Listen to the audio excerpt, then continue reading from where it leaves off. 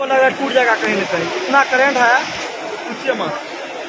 देखिए ये भूगोल है और इसका ब्रिज जो है ना, ये पाया इसका जो रोड था भाई गिरने के कगार पर आ गया है वो टूट गया। और भूगोल की स्थिति देखिए, ये छत अब कभी भी गिर सकती है। इसमें ज्यादा करंट है और चारों तरफ से पानी से घिर गया है। और करंट देखिए आप लोग,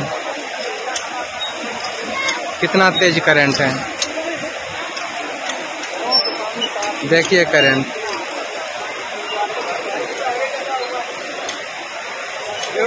पर गया